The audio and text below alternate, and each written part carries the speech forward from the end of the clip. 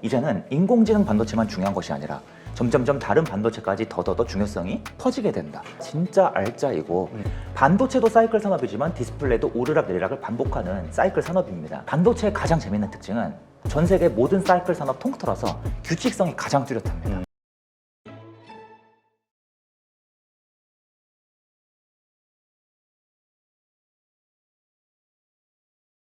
오늘 모신 분은 반도체 투자의 원칙 저자시죠?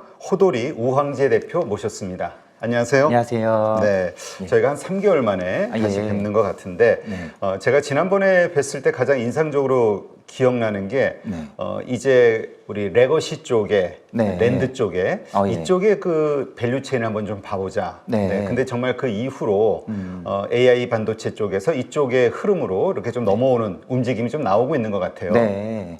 안 그래도 최근에 엔비디아 주가가 한번 하락했다가 지금 보합 상태에 있는데 그때 이제 질문을 많이 주셨습니다. 이제 엔비디아 폭락 시작이냐, 반도체 끝이냐 많이 물어보셨는데요.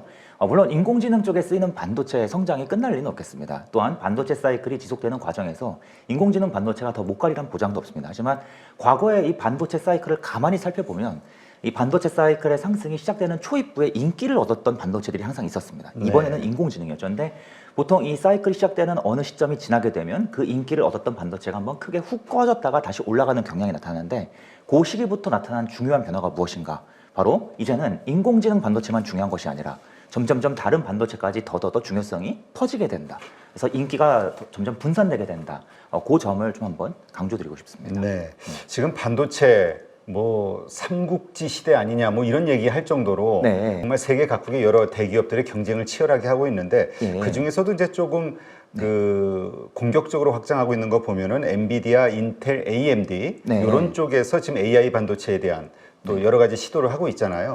어떻습니까? 지금 엔비디아의 아성을 과연 잡을 수 있을 것이냐? 그 엔비디아가 우선 GPU 시장에서 가장 앞서 있고 그 다음에 인텔과 AMD 같은 기업들이 뒤쳐져서 계속해서 따라가는 형국인데요. 현실적으로 엔비디아의 제품을 따라잡거나 무언가 엔비디아와 동급의 경쟁력을 확보하는 것은 매우 어렵습니다. 왜 그런가 하면 최근에 AMD랑 인텔이 이 엔비디아의 GPU와 버금가는 칩들을 여러 발표했습니다. 혹시 아마 기사를 여러 번 소개해 주셨을 것 같습니다만 성능으로만 따지면 엔비디아 제품보다 뭐 더 낫기도 하고 더 뛰어나고 전력 소모도 더 적고 이러한 제품들도 이미 나와 있는 상황입니다. 그럼에도 불구하고 엔비디아의 아성이 무너지지 않는 이유는 이 GPU를 이용해서 또는 CPU를 이용해서 서버를 구축하지 않습니까? 그런데 이 서버를 구축할 때 중요한 게 개발자분들의 역할입니다. 이 GPU만 그냥 갖다가 잔뜩 설치하면 서버가 완성되는 것이 아니라 이 개발자분들이 GPU를 이용해서 인공지능과 관련된 서비스를 구현하실 수 있어야 합니다. 그런데 이 서비스를 구현하는 게 매우 어렵습니다. 왜 그런가 하면 GPU를 이용해서 여러 가지 프로그래밍 코딩을 해야 되는데 그 과정이 매우 까다롭다는 것이죠. GPU가 굉장히 어려운 칩이기 때문에 이 칩을 활용하는 것 자체가 일단 어렵습니다. 그래서 엔비디아가 아주 오래전부터 이미 2000년대 초반부터 이러한 어려움을 극복하고자 개발자분들이 우리 GPU를 이용하면 편하게 개발할 수 있게끔 그러한 생태계를 구축해왔습니다. 그 생태계를 많이 들어보셨을 겁니다. 쿠다라고 부르는 생태계입니다. 그래서 쉽게 말씀드리면 지금까지 인공지능 서버는요. 쉽게 말씀드리자면 개발자분들이 한국어를 이용해서 계속해서 서버를 구축해 왔는데 지금 AMD나 인텔이 아무리 좋은 칩을 만들어서 공개를 해도 이건 마치 스페인어로 동작하는 칩들입니다. 그러니까 개발자분들 입장에선 야 아무리 성능 좋은 칩이 나오면 뭐해 나는 스페인어 할 줄 몰라. 그러니까 그냥 무조건 엔비디아 써야 돼. 그러니까 어떻게 되는가? 이 서버 시장에서 가장 앞서 있는 메타, 마이크로소프트, 구글 같은 기업들은 여전히 개발자분들의 이 편의를 위해서 그러면 엔비디아 거 이용해서 만들자. 그렇기 때문에 엔비디아의 아성이 무너지기가 어려운 것입니다. 물론 인텔과 AMD는 그럼 성과가 전혀 없을 것인가? 그렇지는 않습니다. 엔비디아가 최근 계속 주가가 올랐던 이유가 여러 가지가 있겠지만 일단 실적이 많이 증가했지 않습니까? 그런데 그 실적이 증가한 이유가 판매량이 증가한 효과도 있었지만 이 가격이 제품의 단가가 크게 급등한 효과도 컸습니다. 공급이 부족했기 때문에 가격이 계속 올랐던 것이죠. 지금도 엔비디아 칩을 공급받는데 시간이 몇 개월 이상 오래 걸리는데 지금 인공지능 시장이 굉장히 빠르게 변하기 때문에 이 많은 인공지능 업체들이 서버를 구축하고 싶어하는 업체들이 엔비디아 칩을 사고 싶어도 못 사는 상황이 계속 반복되고 있습니다. 그래서 일부 업체들은 그럼 우리 어쩔 수 없이 인텔 AMD 제품 한번 트라이해보자.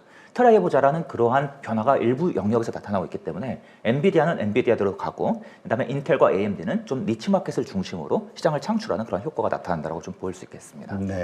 사실 우리가 그 미국의 그 반도체 굴기 중국만이 아니라 미국도 그런 의도가 있고 그런 가운데서 이제 세계 반도체 기업들의 투자를 미국 내로 네. 유인하는 네. 이런 보조금 정책을 쓰고 있는 거 아니냐가 이제 일반적인 시각이죠. 네. 그런 차원에서 미국의 기업, 네. 미국이 막대하게 지원하고 있는 인텔이 네. 최종적인 반도체 전쟁의 네. 승자가 되지 않겠냐라는 시각도 있는데 또 한편으로는 지금 상태가 되게 위험하다라고 보는 시각도 있더라고요. 예, 이 맞습니다. 차이가 어디에서 나오는 겁니까? 두 차이는 제가 봤을 때 둘 다 맞는 말이긴 한데요. 약간 좀 이 어느 정도의 기간, 시야를 좀 멀리 볼 것인가, 짧게 볼 것인가, 그 기준 같습니다.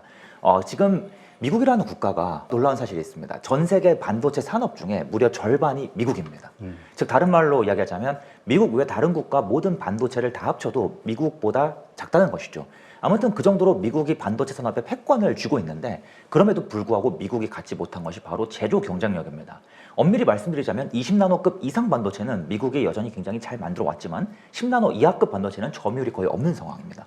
대만이 90%, 우리나라가 거의 10%, 나머지 일부 미국이 가지고 있습니다. 그래서 그러한 제조 경쟁력을 다시금 확보하고자 계속해서 미국 자국에 유치시키려는 것인데요. 문제가 무엇인가 하면 미국 내에서 이 제조 경쟁력을 가진 기업이 거의 없습니다.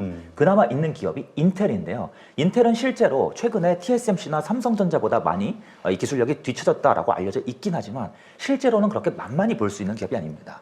그래서 굉장히 이 반도체를 만드는 그러한 실력이 좋은 기업이긴 한데 문제가 무엇인가 하면 최근에 제품도 굉장히 많이 부진했고 또 이제는 우리가 제조 경쟁력을 확보하기 위해서 파운드리라는 사업을 계속해서 미국 중심으로 확대를 할 텐데 그거 확대하는데 시간이 걸립니다. 즉 쉽게 말씀드리자면 반도체 칩을 대신 만들어주는 파운드리라는 이 사업이요. TSMC가 가장 앞서 있고 그렇죠. 삼성전자가 뒤어 있고 그다음에 이제 인텔은 시작하는 단계인데요. 인텔이 이 사업을 이제 본격적으로 시작해서 앞으로 삼성을 제치고 2위까지 올라갈 거라는 전망도 일부 나오고 있지만 문제가 무엇인가 하면 실제로 인텔이 이 파운드리 사업을 통해서 수익을 확보하는데 즉 적자를 흑자로 바꾸는데 걸리는 시간이 앞으로 한 7년 정도 걸린다는 것이죠. 그래서 빨라야 한 2030년이 되기 직전 그 즈음으로 보고 있습니다.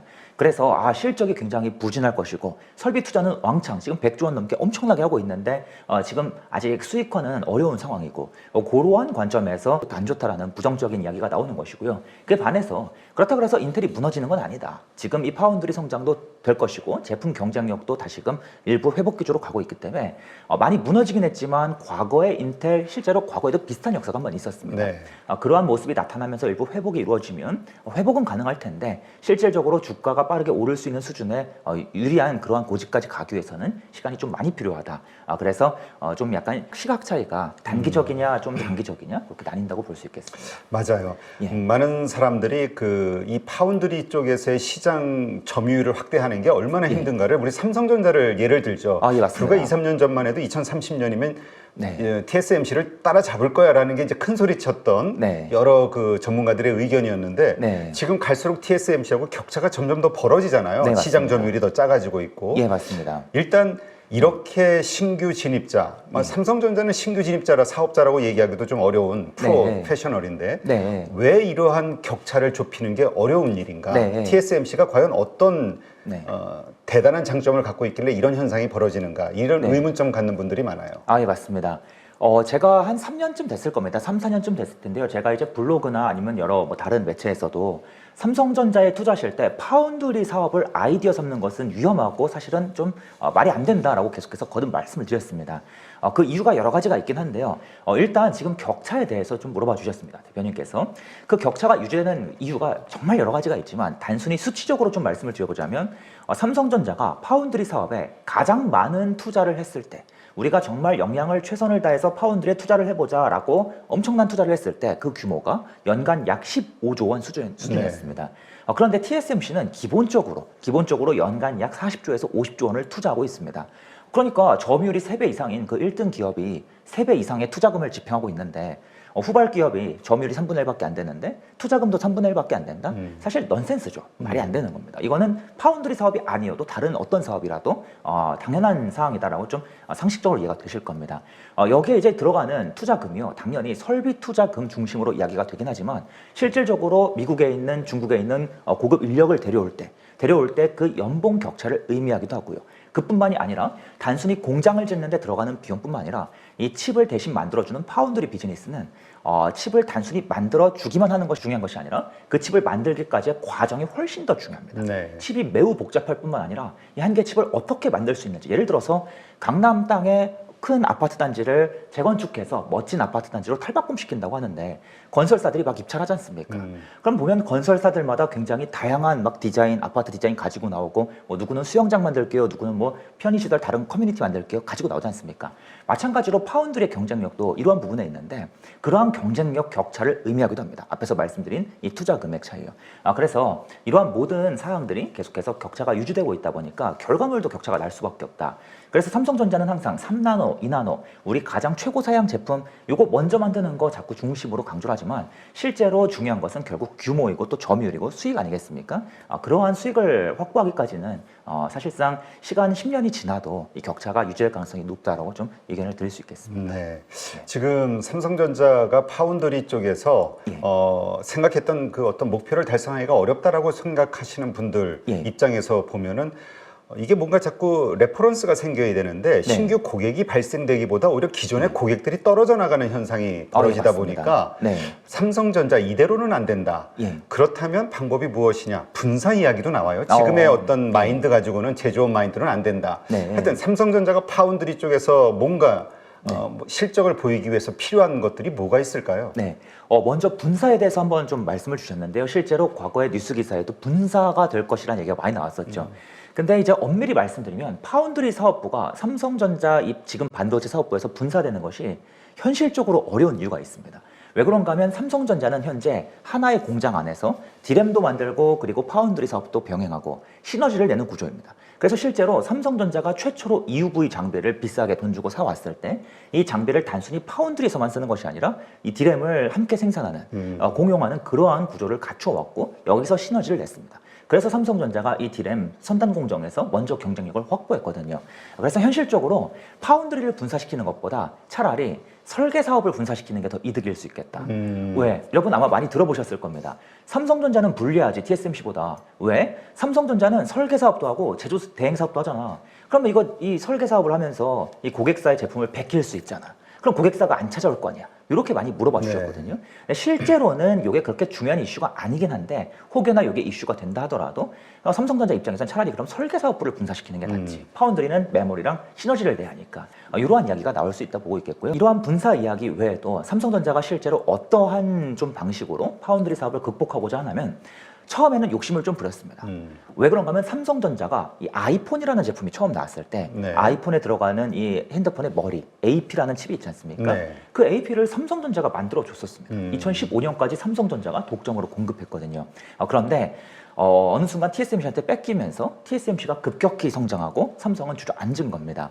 그래서 삼성 입장에선 자꾸만 이러한 애플 같은 거대 고객을 다시 데려오겠다. 퀄컴 같은 거대 고객을 데려오겠다. 자꾸 거대 고객을 데려오겠다는 부분에 집중해서 목표를 세웠는데 아시다시피 잘 안 됐던 겁니다. 후공정 기술도 안 받쳐주고 이 서비스도 부족하고. 그래서 요즘에는 조금 방향을 바꿔서 거대 고객을 자꾸만 데려오려는 그러한 노력도 필요하긴 하겠지만 조금 중요도가 약간 떨어지는 비교적 저가 반도체, 꼭 저가까지는 안 가도 한 중간 가격대 반도체, 대표적으로 차량용 반도체가 있습니다. 차량용 반도체 같은 반도체는 가장 중요한 특징이 종류가 굉장히 다양합니다. 애플의 한 종류의 칩을 대량 공급하는 것이 아니라 비교적 적당한 물량을 여러 개를 나누어서 다양한 고객사한테 공급하는 특징을 가지고 있는데 이러한 칩들에 한번 집중해보자. 그래서 최근에 삼성전자 파운드리 사업에 이 성과가 전혀 없는 것 같지만 실제로 삼성전자 파운드리 사업에 이 차량용 반도체와 관련된 기업들은 계속해서 성과가 확대가 되고 있습니다. 그래서 대표적으로 뭐 AD 테크놀로지나 가온칩스 같은 기업들의 주가가 근래도 많이 올랐거든요. 삼성전자 쪽으로 진행하는 차량용 반도체 프로젝트가 늘어나고 또 일부 차량용 반도체가 고사양화되면서 이 칩을 설계하는 과정이 더 복잡해지다 보니까 이 칩의 재설계를 담당하는 이 역할도 굉장히 단가가 올라가면서 이들 기업의 수혜를 보고 이러한 움직임이 나타났다라고 좀 말씀드릴 수가 있겠습니다. 어쨌든 파운드리 쪽에서 우리가 기대했던 만큼의 성과는 아니지만 의미 있는 전진은 이루어지고 있다. 이렇게 맞습니다. 이해가 되는데 그럼에도 불구하고 상당히 크게 기대했던 게 최근에 그 레퍼런스용으로 그 AP를 그 엑시노스 삼성전자에서 이제 갤럭시 S24에 적용을 하면서 뭔가 크게 그것이 하나의 그 멋있는 실적이 돼주지 않겠는가 기대를 했는데 네. 생각 밖으로 반응이 그렇게 크지 않은 것 같아요. 예, 맞습니다. 우선 일단 스마트폰 업황 자체가 부진한데 갤럭시 S24라는 한 가지 제품에만 엑시노스를 넣을 것이 아니라 이 중저가 모든 라인업까지 엑시노스를 채워 넣어야 무의미한 물량 효과가 나타나는데 아직까지는 아시다시피 중저가 스마트폰 계속해서 엑시노스 경쟁이 밀렸다 보니까 지금 삼성전자가 퀄컴 제품뿐만 아니라 이제 대만 제품도 적극적으로 쓰고 있는 상황이고 그러다 보니까 아직 규모의 효과 면에서 부족하다고 이야기가 나오는 것 같습니다. 그렇다면 삼성에서 이제 그 울트라급 예. 여기에다 적용을 못하는 거는 예. 그 칩 자체가 네. 좀 성능이 떨어진다라는 예. 직접적인 이유인 겁니까? 아니면은 예. 그냥 혹시나 모르는 그 사고에 대한 그 두려움 때문인 겁니까? 예. 굉장히 재밌는 이야기를 좀 하나 말씀드릴 수 있는데요. 반도체 삼성전자 이 시스템 LSI라는 사업 부문에서 이 AP를 설계합니다. 설계하면 삼성전자 내에 또 다른 사업부인 파운드리한테 만들어줘 제조를 맡깁니다. 그리고 나서 이 만든 제품을 받아오죠. 그럼 굉장히 흥미로운 점이 이 LSI 입장에서 제조를 맡겨서 제품을 받으면 성능이 안 나옵니다. 똑같은 칩, 똑같은 설계도를 넘겼는데도 TSMC한테 맡기면 칩의 성능이 잘 나오는데 삼성한테 맡기면 제품이 안 나옵니다. 이게 뭐랑 똑같냐면 우리가 예를 들어서 뭐 유명한 요리사의 레시피, 요리 레시피를 받아요. 엄청나게 장문의 레시피입니다. 이걸 이용해서 요리를 합니다. 근데 내가 요리를 할 때랑 뭐 내 친구가 요리를 할 때랑 그 맛이 똑같은 레시피였더라도 다르다라는 것이죠. 반도체는 요리랑 똑같다고 항상 말씀을 드립니다. 그래서 그 안에서 나타나는 수많은 이 공정을 확보하는 그 실력 차이 때문에 자꾸만 내가 원치 않는 맛의 요리가 완성되고 실제로 이 삼성의 이 칩의 성능이 떨어지는 이유는 설계 자체에도 물론 퀄컴에 비해서 경쟁력이 부족한 부분이 당연히 있지만 인력 차이 이러한 이유 때문에 같은 수준의 설계도를 완성해도 뽑아내는 제품의 실질적인 퍼포먼스가 다르다는 점이 항상 영향을 미쳐서 삼성전자 입장에서는 당연히 우리는 최대한 자사의 제품을 써주고 싶지만 성능이 받쳐주지 못하니까 발열 이슈가 되니까 계속해서 쓰지 못하는 상황이라고 좀 볼 수 있겠습니다. 과거에 갤럭시 제품 중 한 제품이 발열이 너무 문제가 그러니까 그것 예. 때문에 문제 있다가 이번에 예. 그걸 좀 보완해서 새로 나왔다 해가지고 예. 기대가 컸었는데 네, 맞습니다. 발열 문제 아직 안 잡혔어요? 발열 문제가 잡힌다 하더라도 또 성능도 함께 따라잡아야 되는데 이게 두 가지 모든 성능이 다 나오기가 어려운 것입니다. 실제로 발열 성능뿐만 아니라 뭐 그래픽 성능, 전력 소모 모두 다 문제가 되는데 이 모든 걸 아직까지 가장 잘하는 기업이 퀄컴이다 보니까 의존도가 높을 수밖에 없다고 보겠습니다. 그렇다면 아직 파운드리 쪽에서의 의미 있는 물론 뭐 약간의 전진은 있겠으나 네. 아주 의미 있는 큰 빅스텝은 아직 안 나오고 있다로 예, 봐야겠네요. 맞습니다. 저는 그 부분이 지금뿐만 아니라 앞으로 몇 년도 크게 다르지는 않을 거라고 좀 말씀을 드리고 있고요. 실제로 파운드리 성과가 일부 나긴 했지만 그럼에도 매출 비중이 여전히 10%가 안 되는 점도 또 문제이고요. 그래서 저는 항상 말씀드리길 만약에 파운드리 사업이 긍정적일 거라고 생각하셔서 파운드리 사업에 투자하실 거면 앞에서 말씀드린 것처럼 뭐 디자인하우스 같은 기업들처럼 그 파운드리 아래에 있는 밸류체인에 속해 있는 다른 기업들을 투자 대안으로 삼으시는 것이 더 유리하다. 그렇게 한번 좀 다시 거듭 강조드려 보겠습니다. 네. 지금 그렇다면 좀 다른 각도에서 예. 어쨌건 삼성전자 자체에서는 의미 있는 성장을 못한다 하더라도 네. 파운드리라는 측면에서 한국 삼성전자가 만들고 있는 이 파운드리의 그 매출액, 예. 이 매출액 자체는 커지고 네. 있는 겁니까? 아니면 예. 그 매출액조차도 줄어들고 있는 겁니까? 매출액은 계속해서 꾸준히 늘고 있습니다. 그러니까 예. 말씀하신 대로 네. 이거와 관련된 밸류체인 네. 이쪽은 계속해서 매출이 성장할 수 있다로 봐야 맞습니다. 된다. 예. 지금 우리가 그렇게 보는 게 보통 후공정이죠. 후공정도 있고요. 네. 또 전공정 앞에 칩을 설계하는 과정에서 삼성이 설계도를 받아서 칩을 찍어내 주는데 그냥 설계도를 받기만 하는 것이 아니라 이 설계도를 다시 한번 재설계를 합니다. 그 재설계단에서 디자인 하우스라는 기업들이 들어가는데요. 이 재설계가 진짜 알짜이고 실제로 재설계를 담당하는 AD 테크놀로지, 가온칩스 같은 기업들은 최근에 인력 수가 2배 이상 급증했고요. 삼성과 함께하는 프로젝트 수도 30-40% 이상 계속해서 빠르게 늘어나고 있습니다.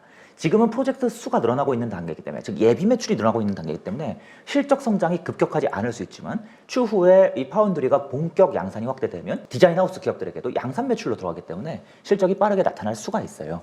다만 아쉬운 점은 이들 기업의 주가가 이러한 기대감에 일부 반영돼서 최근에 좀 빠르게 올라오긴 했습니다. 물론 가온칩스, 에이테크놀로지 그 사이에 밸류에이션 차이가 있긴 하지만 그래서 지금 꼭 이 기업이 좋아요, 무조건 이 기업 사세요라고 말씀드린 것은 아니지만 추후에 이들 기업의 주가가 다시 조정을 받거나 아니면 이번 사이클 이후에 다음번 사이클이 올 때라든지 꼭 파운드리만 보지 마시고 이러한 기업까지 고루 보시면 좋다라고 좀 말씀을 드려보겠습니다. 네. 물론 대표님께서 말씀하신 후공정 기업도 있긴 한데 실질적으로 이 차량용 반도체와 같은 지금 삼성이 밀고 있는 파운드리 같은 경우에는 아무래도 수혜가 비교적 제한적인 이유가 우리나라의 많은 후공정 기업들이 좀 스마트폰 쪽 관련된 사업만 치중되어 있다 보니까 네. 결국에는 스마트폰 업황을 추가적으로 봐줘야 하는 문제가 있어서 그렇습니다. 네, 예. 그렇군요. 네. 자, 그렇다면 우리가 지금 이 삼성전자를 투자할 때 파운드리에 대한 기대감 네. 혹은 그거에 대한 긍정적 전망으로 투자해서는 안 된다. 예. 이렇게 제가 이해가 되고요. 네. 그럼 우리가 삼성전자를 사야 되는 이유가 지금 있습니까?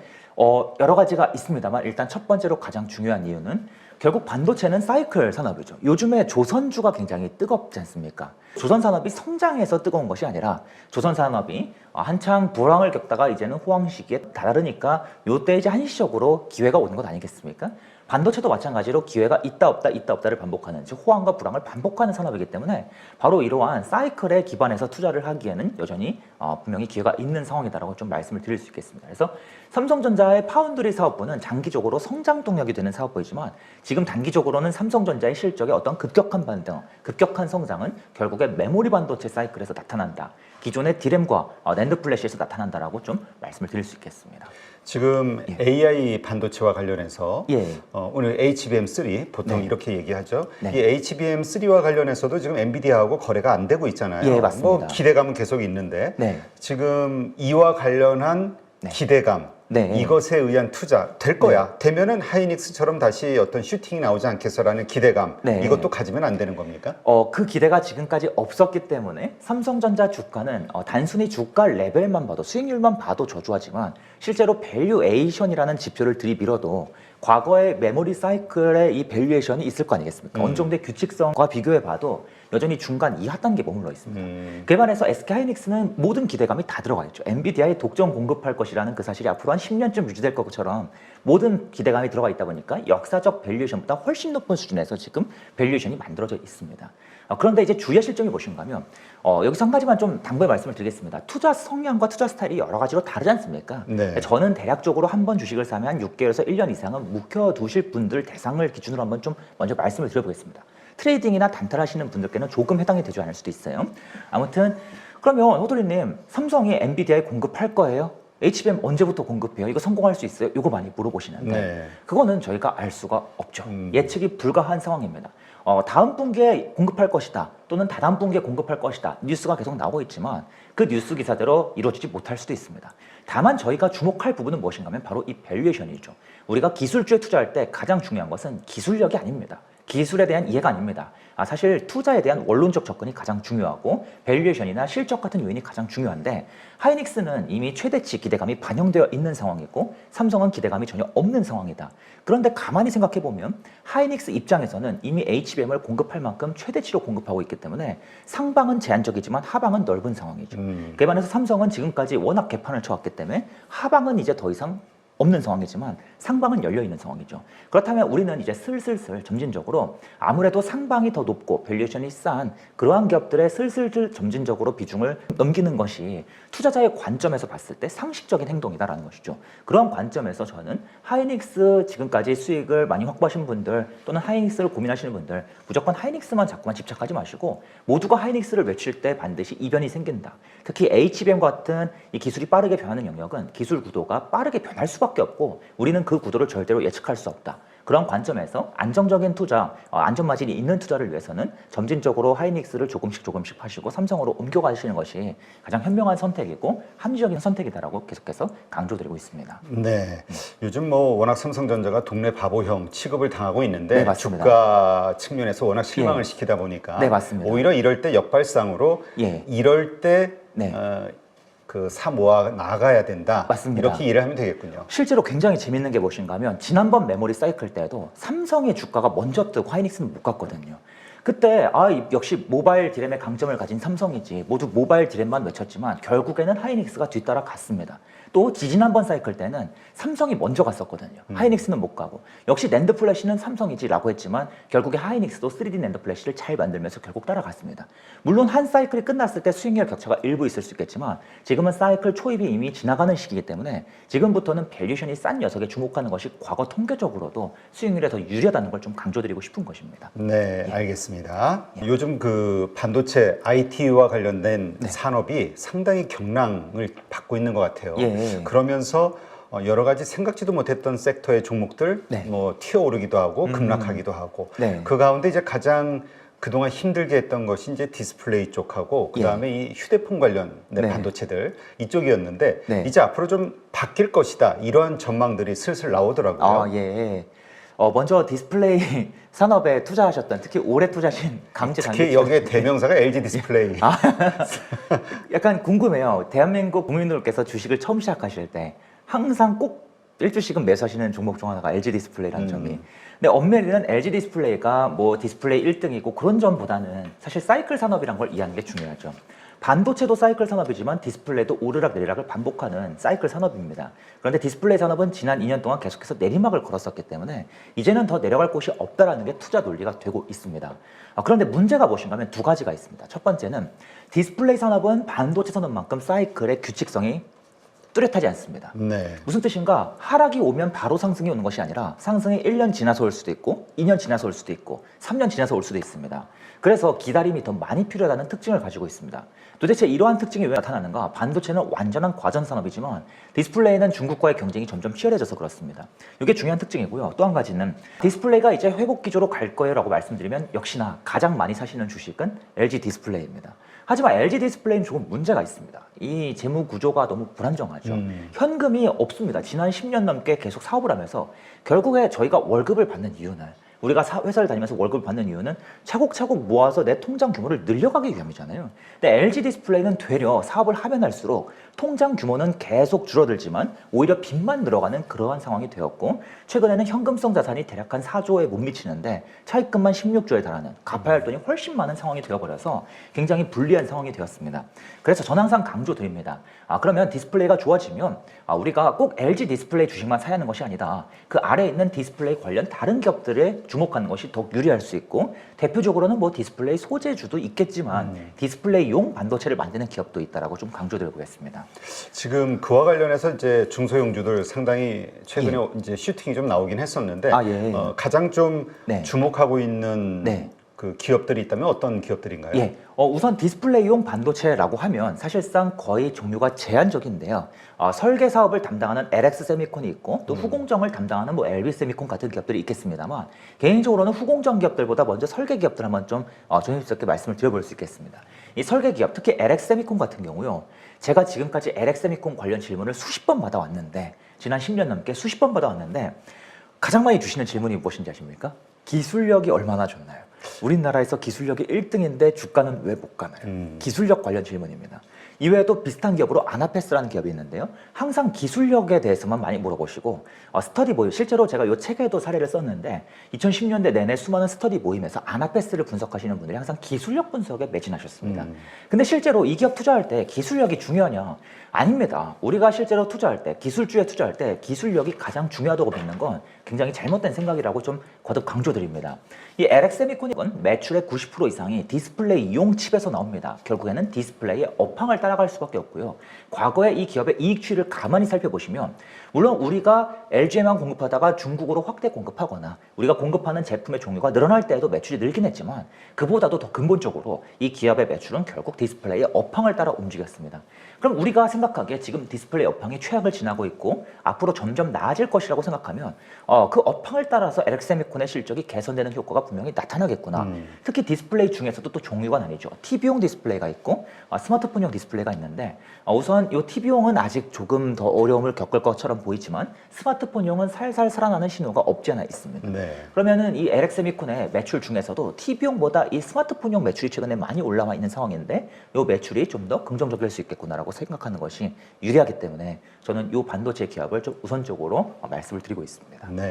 사실 지금 스마트폰 이쪽 시장이 살아나고 있느냐 이거에 대해서는 논란의 여지가 있잖아요. 예, 맞습니다. 우리가 사실 그 중국 쪽의 그 휴대폰 판매 수치 이것을 보면서 이걸 전망해 볼 수 있다고 하는데 그렇게 크게 증가하고 있지는 않다. 예, 맞습니다. 또 그런 가운데서 뭔가 증가가 됐을 때 이제 그 창고를 채우는 리스타킹 현상 이런 예. 것들에 의한 또 재고 소진 효과 네. 이런 것들을 기대하는데 아직 그거를 바라보기는 네, 어렵지 맞습니다. 않냐가 일반적인 시각 같아요. 예, 맞습니다. 특히 정말 좋은 말씀 해주셨는데요. 중국 쪽은 특히 중저가를 비롯해서 고가까지 스마트폰이 굉장히 많이 팔리는 영역인데 중국이 부진하다 보니까 스마트폰 시장이 더 부진해진 모습이 나타나왔었죠. 그래서 스마트폰 시장도 사실은 엄밀히는 오르락 내리락을 반복하는 사이클 산업인데 불규칙성이 훨씬 더 강하고 최근에는 정말 예측 불가한 수준의 불황이 계속되고 있습니다. 그런데 다만 저는 한 가지 좀 의견을 드리자면 스마트폰 시장이 언제 본격적으로 회복될지 얼마나 회복될지 예측하는 것은 당연히 불가능합니다.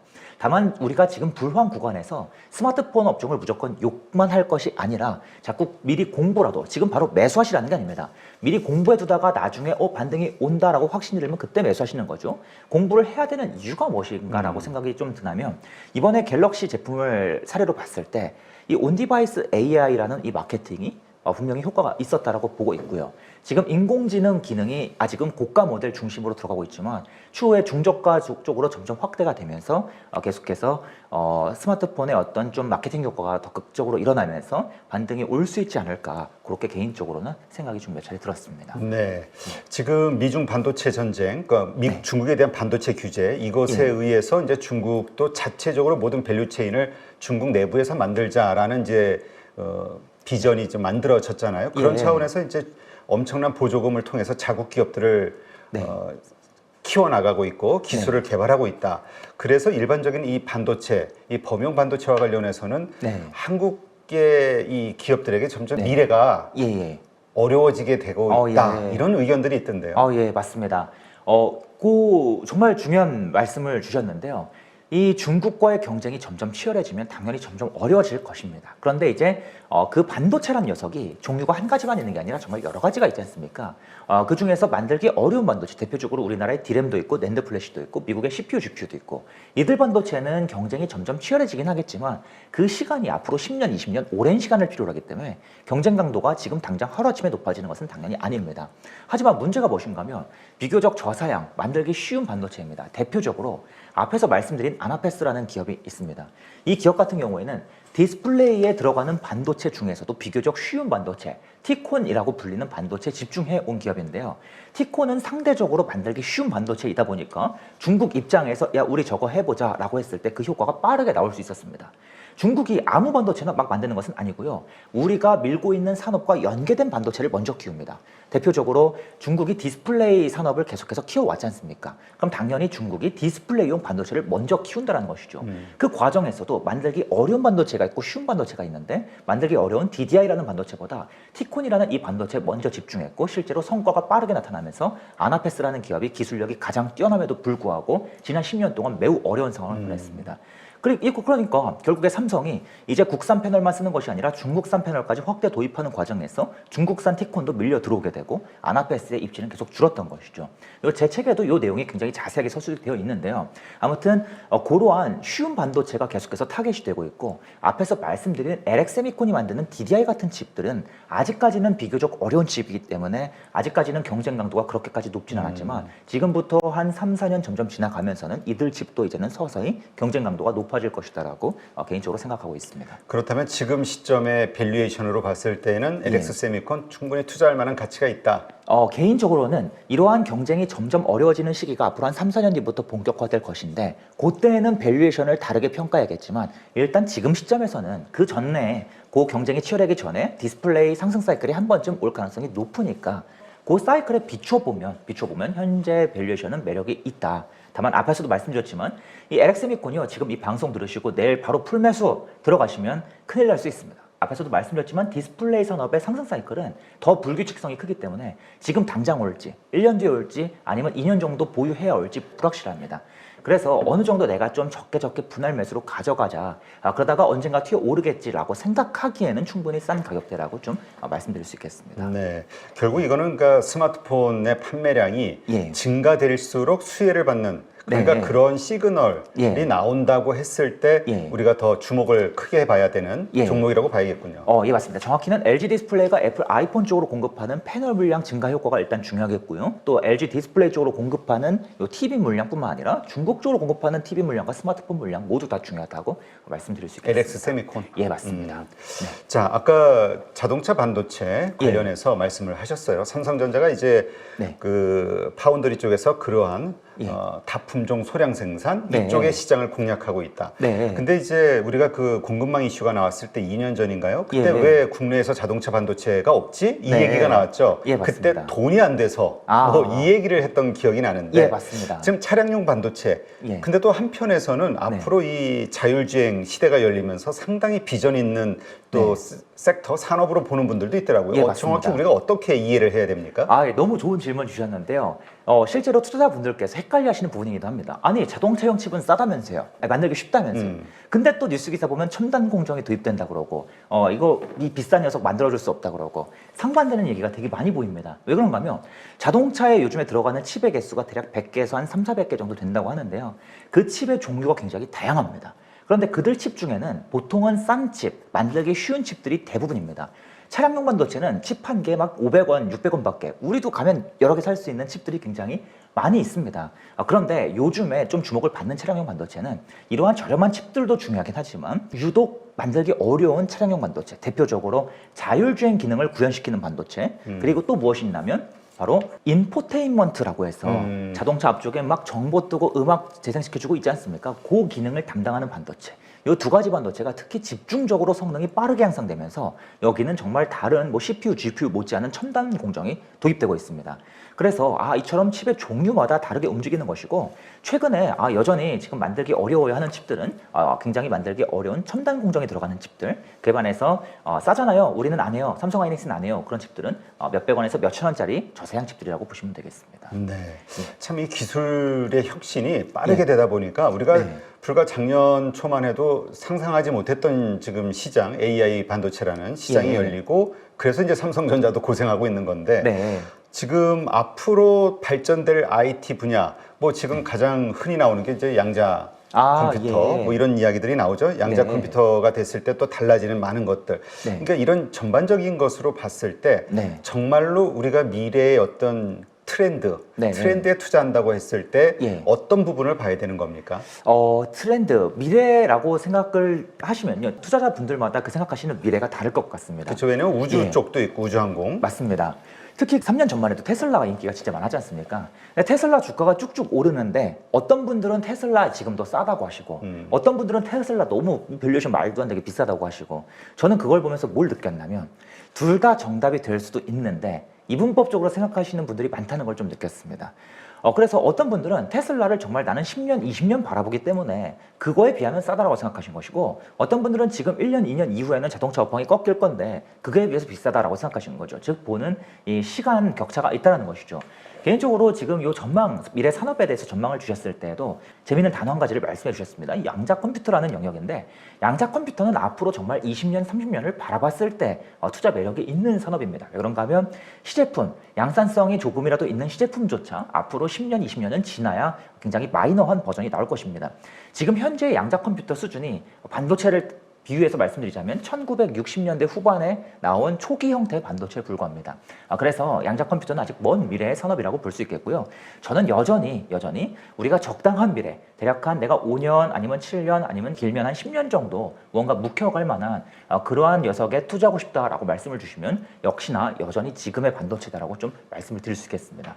이번에 HBM이 등장하면서 시장을 흔들었지 않습니까? 그렇죠. 맞습니다. 그런데 이 HBM이요 불과 3년만 해도 거의 언급이 안 되었었습니다. 현역 계신 분들 중심으로 기술을 좀 이해하시는 분들 중심으로 기술적으로 학술적으로는 얘기가 됐지 얘가 지금 뭐 주가 측면에서 얘기된 게 전혀 없었습니다.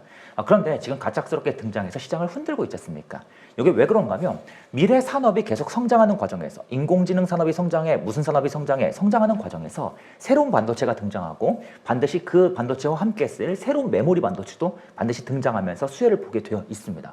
그래서 무언가 첨단 산업이 등장하면 일단 첨단 반도체를 가장 잘 개발하는 미국이 가장 먼저 수혜를 보고 그 반도체를 만들어주는 대만이 수혜를 보는데요. 그럼 우리나라는 수혜를 안 보는 것 같지만 반드시 여기와 함께 쓰이는 메모리 반도체도 꼭 함께 수혜를 봐오는 그러한 구조가 만들어져 왔다는 것입니다.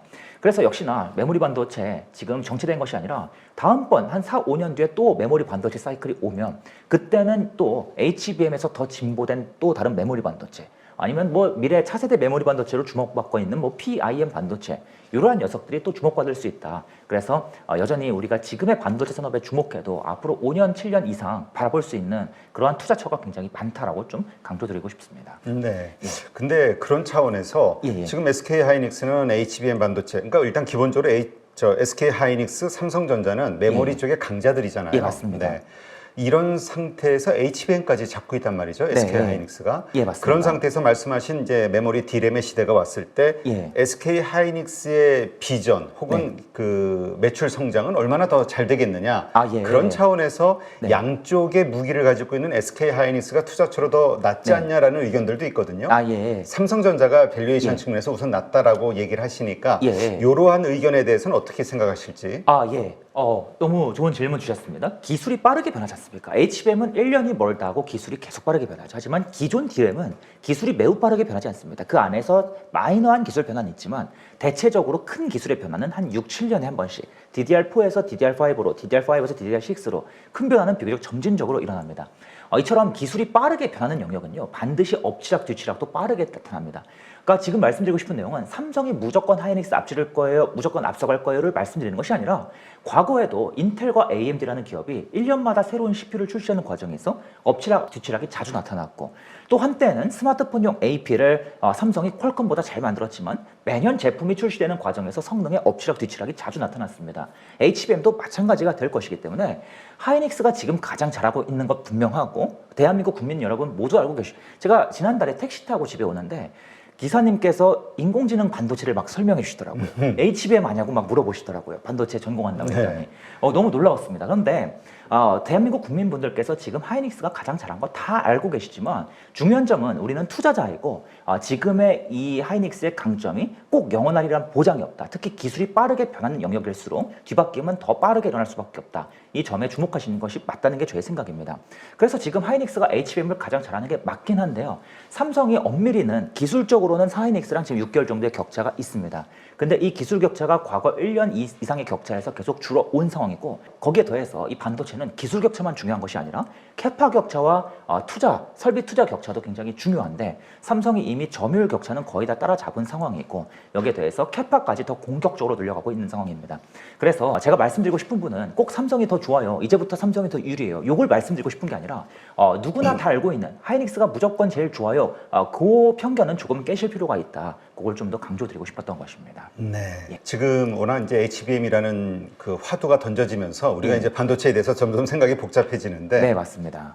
사실 그 전까지만 해도 우리 D램, 메모리만 생각했었죠. 근데 어떻습니까? 앞으로 이제 변화되는 어떤 미래의 세상, 일단 뭐 떠오르는 게 자율주행, 뭐 우주항공, 뭐 여러 가지가 있습니다만, 실제로 이 메모리 자체의 사용이 막 증가가 어느 정도나 될 것이냐, 아니면 또 새로운 어떤 형태의 반도체가 나오지 기존에 지금 이 D램 가지고 이 시장이 확장이 되지는 않는다. 어떤 쪽의 의견을 우리가 좀 믿어야 되는 건지 궁금해요. 이 반도체 산업은 굉장히 중요한 특징이 있습니다. 어떤 특징이 있냐면 기존 제품도 꾸준히 성장하지만 기존 제품만으로는 성장성이 그렇게 높지 않습니다. 흔히 반도체 산업의 성장률은 보통 연평균 한 10% 초반대를 봅니다. 그러면 10%씩 성장하잖아요 라고 이야기할 수도 있지만 보통 경제학자 분들은 그게 무슨 성장이야, 성수기지라고 이야기하십니다. 그런데 반도체의 더 재미있는 특징은 지금까지 쓰여온 반도체는 천천히 성장하지만 더 중요한 특징은 무언가 새로운 반도체가 등장하면서 갑작스럽게 성장을 더 이끄는 특징이 특히 예를 들어서 이번에 HBM이 갑작스럽게 등장하면서 연평균 50% 이상씩 급격하게 성장하는 뭔가 이러한 움직임이 과거에는 GPU가 게임 쪽에만 쓰이다가 인공지능용 GPU가 나오기 시작하면서 급격한 성장이 나타나는 이러한 특징이 자주 나타나왔다는 겁니다. 그래서 메모리 반도체는요, 시장 통계 자료를 살펴보면 연평균 15%씩 꾸준히 성장하는 산업이라고들 이야기하지만 실질적으로는 그 안에서도 종류가 새로운 종류의 반도체가 더 등장하면서 그들 반도체가 더욱더 집중적으로 성장하는 모습이 앞으로도 반복될 수밖에 없습니다. 그 대표적인 예시로 앞에서 잠깐 말씀드린 차세대 미래 반도체인 PIM이나 아니면 지금 현재 급격하게 상용화를 준비하고 있는 CXL D램 같은 이러한 반도체가 되겠습니다. 그래서 우리가 단순히 시장 성장률만 볼 수 있는 것이 아니라 그 안에서 나타나는 뭔가 새로운 제품의 등장, 이를 통한 반도체 기업들의 수익성 향상, 매출 증가, 이를 살펴보는 것이 더욱 중요하고, 이러한 새로운 반도체가 왜 등장하고 어떻게 등장하는지를 이해하기 위해서는 우리가 반도체만 공부할 수 없고 반드시 반도체가 쓰이는 전방 산업까지 공부를 해야 한다.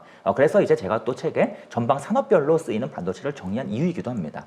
그래서 이러한 흐름을 함께 공부하시면 시장의 연평균 수익률은 그렇게 중요하지 않을 수 있겠구나. 내가 그 안에서 중요한 반도체가 무엇인지를 잘 캐치할 수 있다면 그 시장 수익률보다 더 높은 수익률을 기록할 수 있겠구나라고 좀 우리가 생각을 해볼 수 있겠습니다. 네, 지금 책에서 보니까 삼성전자의 실적을 보고 투자하면 안 된다 이런 얘기를 하셨어요. 이게 어떤 의미입니까? 엄밀히 말씀드리자면 삼성전자는 상승과 하락을 반복하는 사이클 산업을 가지고 있고요. 또 한 가지는 중요한 점이 무엇인가 하면 삼성전자의 실적이 좋아지면 좋아질수록 이 실적이 왜 좋아지겠습니까? 지금 반도체 업황 좋으니까 D램, 낸드 플래시 점점 많이 팔리고 비싸게 팔리니까 다들 좋다고 얘기하는 거 아니겠습니까? 근데 보통 안타깝게도 제가 실제로 과거에 삼성전자의 쭉 이 시계열출 한 20년치를 분석해서 가지고 와 보면 재밌는 사항이 이 개인 투자자분들의 약 90% 이상이 90한 2, 3% 넘는 분들이 언제 매수하시냐? 삼성전자 주가 최고점 꼭지 직전에 매수하십니다. 매출하고 이런 것들이 잘 나올 때 가장 잘 역대 최대 실적 갱신했다, 사상 최대 실적 이러한 기사 문구가 나올 때,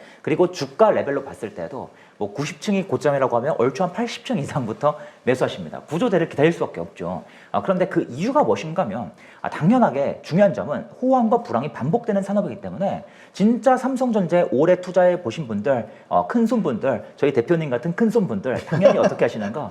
실적이 좋다는 얘기가 나올수록 이젠 점점 불황이 가까워져 오는구나. 상승 사이클은 절대 오래갈 수 없어. 인공지능 반도체 중요한 거 맞지만 계속 성장할 거지만 어느 순간에는 꺾일 수밖에 없어. 왜? 그게 사이클 산업이니까. 그래서 실적이 증가하면 증가할수록 되려 파는, 즉 매도로 대응하신다는 것이죠.